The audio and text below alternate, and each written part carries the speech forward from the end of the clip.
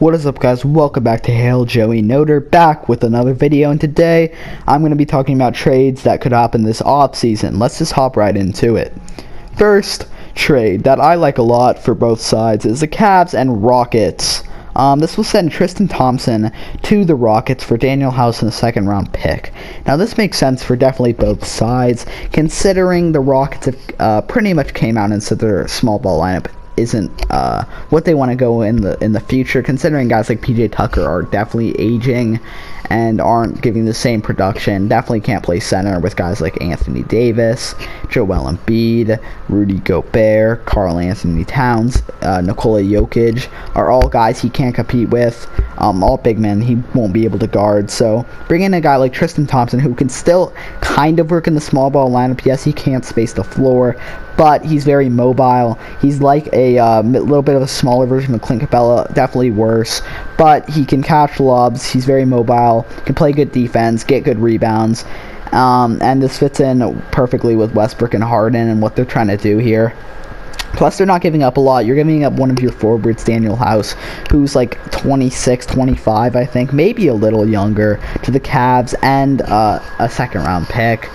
The Rockets already don't have that many picks, so giving up a second-round pick, they pretty much gave away their future already. So after all their trades, so the second-round pick, I mean, isn't going to mean anything for them. Cavs get a semi-young forward and a second-round pick, and plus you're getting off Tristan Thompson's contract. Cavs and Blazers is the next one, which will send Yusuf Nurkic and Nasir Little and a second-round pick for Kevin Love. Another one that makes sense, considering the Cavs are in a full-length rebuild and the Blazers are trying to contend. Hassan Whiteside has had a breakout year, so looking to bring him back in the offseason, you won't need a guy like Yusuf Nurkic. Personally, I like Yusuf Nurkic better, but I don't think I think they like Whiteside a little better, and I think Nurkic probably has more trade value. Getting rid of Nurkic makes a lot of sense, and Nasir Little, both very young, I'd say, and you're also giving up a second-round pick, but you're bringing in a guy like Kevin Love who can help you win now. He's a great stretch. He can stretch the floor. Him and Hassan Whiteside would be a really nice center power forward duo, considering you're not losing any spacing, because you're just bringing in a guy who can really space the floor better than Nasir Little.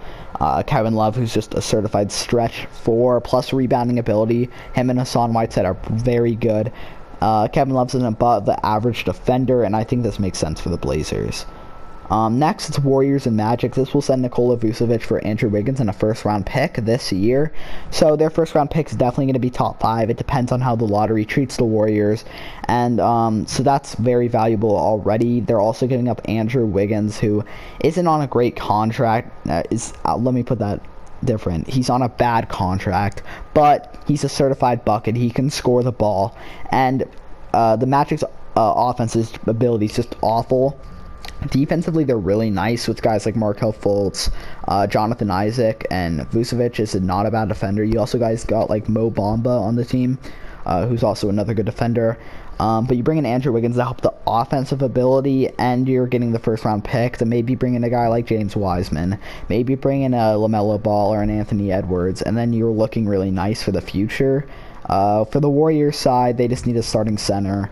I don't think Marquise Chris is going to be the starting center next year. He might be on the team, but I think Vucevic is miles ahead of Marquise Chris. He's not exactly old, not on a terrible contract. He's locked up for a couple of years. And, I mean, they haven't really had to play with a scoring center like him before. They tried it with DeMarcus Cousins. Of course, he got injured. But I think Vucevic would work really nice in the offense, considering he has an okay mid-range game and can knock down an open 3. This makes a lot of sense for them. The next trade we'll send is the Magic and Nets, which will send Aaron Gordon for Karis LeVert and Taurean Prince. Now, this trade makes sense for both sides. The Nets need a power forward. Aaron Gordon can definitely play that for you. He's agile. He's not exactly old. Can stretch the floor a little bit. He's inconsistent, but you don't need him to be consistent when you have KD and Kyrie.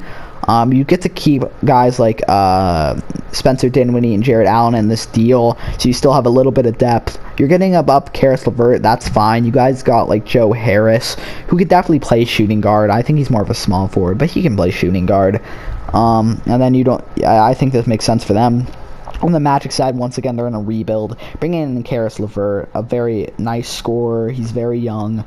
And then you also bring in Taurean Prince just to make the money work a little bit. Taurean Prince is not great. He's not on a great contract either, but he's definitely can play small forward for you for the meantime until his contract runs up, or maybe look to deal him after when they're allowed to. But yeah, I think this makes sense for them.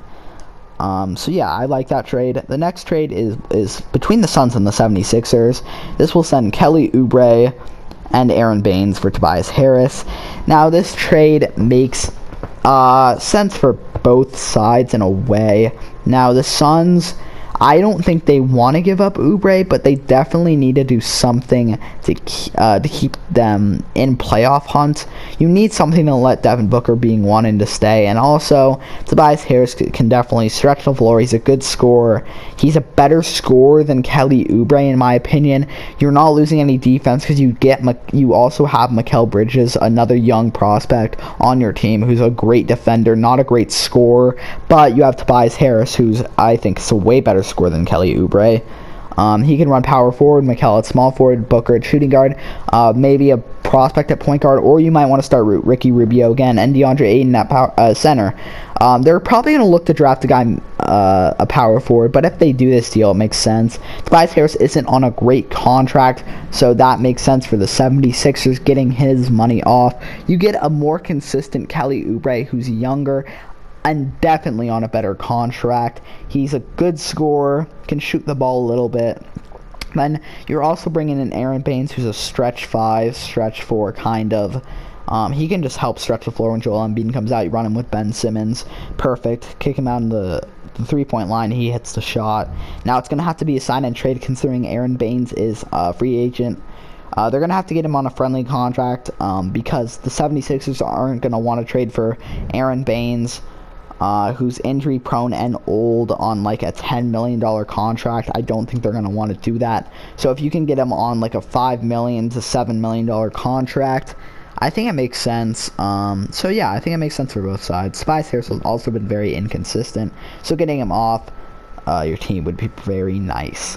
The next trade is my favorite trade, which I think is most likely to happen. Probably not this exact trade package, but I think it will involve the main pieces, which will send Chris Paul to the Thunder for Chris Paul to the Lakers for Kyle Kuzma, JaVale McGee, and Kentavious Caldwell-Pope. Now, you might be asking, this is a very small package for Chris Paul, but you gotta think about trade value. It's not 2K. Think what they got back for Andre Drummond, the Pistons. They got pretty much 2 second-round picks, and you also brought in like Brandon Knight and John Henson, who are both not very good. Chris Paul is definitely better than Andre Drummond, but it's not going to be you're not gonna get like a star player for Chris Paul. It's just not gonna happen. This is a very generous offer from the Lakers, in my opinion. You're getting a young Kyle Kuzma who has a lot of potential. People thought he was going to be better than Ingram and Lonzo Ball. He can stretch the floor. He's a scorer. He brings in pretty much what Danilo Gallinari did for you. Yes, he's younger and inconsistent, but you can definitely train that. Plus, he'd work very well against Shai and Steven Adams. Defensively wise, yes, he's not great, but once again, pairing him with Steven Adams and Shai works so good for them. And Dennis Schroeder's also a very good defender. And you're also bringing in JaVale McGee and Caldwell-Pope, who are on expiring contracts. They both signed a 2-year deal, and it will expire in 2021 in the offseason. I like this trade a lot. I think it's gonna happen. I think Chris Paul definitely works on the Lakers, and I think Kyle Kuzma definitely works on the Thunder. Thank you guys for watching. I'll see you in the next one.